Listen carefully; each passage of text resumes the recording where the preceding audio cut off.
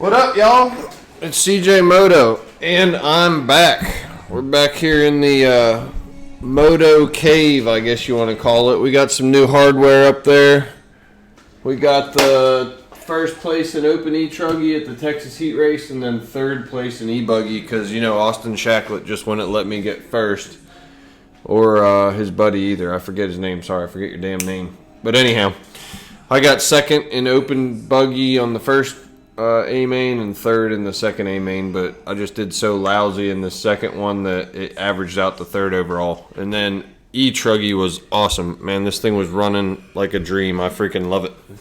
So there's the old Techno ET48.3. I actually sold my other buggy today, so that's pretty exciting. I'm happy about that. So yeah, I sold this sucker brand new. Anyhow, it's going to be beautiful, but it's gone now, so it's out of the stable. So I'm going to be shipping that off tomorrow or the next day. And making room for the next thing. I don't even know what it's going to be. Y'all let me know what you think. But anyhow, I just wanted to talk a little bit about maybe buying used RC stuff today. So sit back with the Yuengling Black and Tan. I'm from Pennsylvania. I'm living in Louisiana right now, but I'm originally from PA. And Yuengling, Black and Tan, Yuengling, Lager, any of these beers, they're freaking awesome. Family owned, American owned, family operated, it says. But anyhow, it's like the oldest brewery in America, Pottsville, Pennsylvania. I digress. But anyhow, buying used RC stuff. Okay. Let's talk about electric stuff real quick. So you got different components on the car, and I think there's different takes on all of it. But buying a used chassis, I'm sure I'll be selling a used chassis at some point. And I will say my chassis, I take very good care of them. But overall, I wouldn't buy a used RC chassis because you don't know what kind of care they're taking of the different parts on it. You don't know what kind of care they're taking of the diffs. You don't know if they know how to properly shim their diffs. You don't know if they're a strong arm person, like they're stripping out your dang diff screws. They're stripping out the screws going into your different parts and stuff. And you might get that thing, and it might even look beautiful.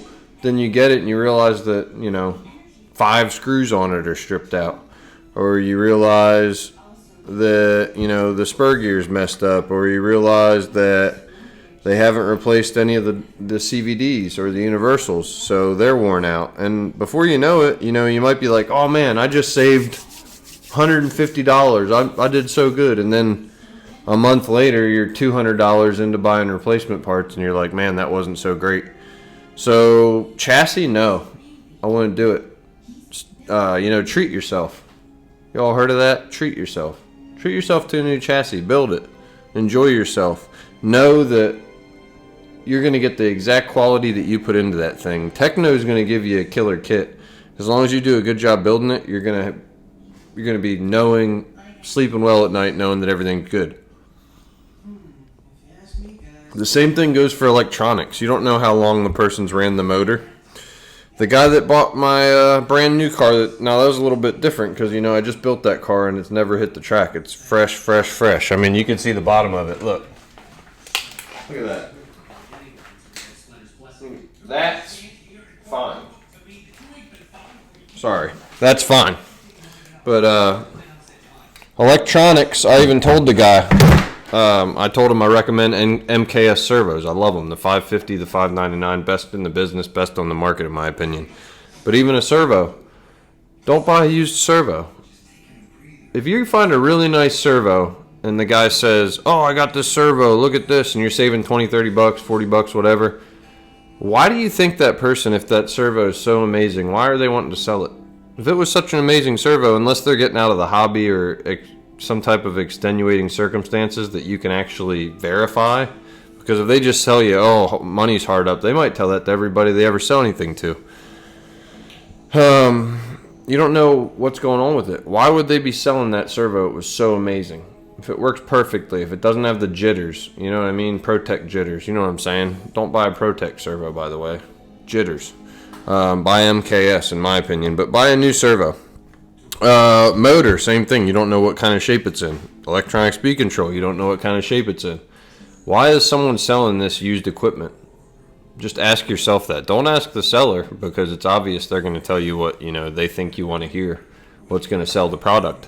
But anyhow, just buy new stuff, man. Like, the money you save is not going to make up for anything. Now, there is different, if you know the person and you know they're legit and everything, then by all means. If you know the backstory, if you saw them buy it or you know what's going on. But just always kind of think about it. It's easy to get caught up in that, I'm saving money. But remember, if you buy something lousy, if you buy a $100 MKS servo, say an HBL 550, and you buy it for $60 and it breaks a month later, and then you have to buy a brand new MKS servo, then what did you just do? You just cost yourself $160 for a $100 servo. So just remember that. Now, radios, by all means, if the radio works good, buy that sucker. Receivers, if you can verify it works good, buy it. If you can find a transponder for a good deal, buy it, because they're like gold as long as none of the stuff's stripped out. But there's certain things, and feel free, if you have a question, I'd be more than welcome to field those questions for you. Hit me up on CJ Moto on Facebook, or respond to this this video, and I'll try to give you my advice on an individual product, or someone else will. But everything's different. But you can buy a roller and have bent shock shafts. You can have somebody that was strong-armed on their shocks and just torques the ever-living crap out of their shock caps and their different parts. And if you are a strong-armed dude and you don't understand how to properly torque screws down on these models, you can destroy one before it ever even hits the track. But anyhow, that might be more than a one-part video series. I'm going to hit the road because I don't like making these too long. I hope you enjoyed this video. Keep your eyes out, because I think if you haven't subscribed yet to Mark Santa Maria, he's been real good to me lately. He's been giving me some shout-outs. So check out Mark Santa Maria on YouTube. And we're going to be trying to do some collaboration videos. So that's going to be really exciting. But please go over and check him out. Leave a comment on his video. Like him. Subscribe to him. Leave a comment saying I sent you there. Just trying to show him some love back, because he's definitely a larger channel than I am. And he's showing some love to the little guy. So that's really cool. I appreciate that. Thank you, Mark. Anyhow, I hope y'all enjoyed this video. And I'll be making another one about my Truggy soon, because I'm in love with it. I love my Truggy. I love my Techno ET 48.3.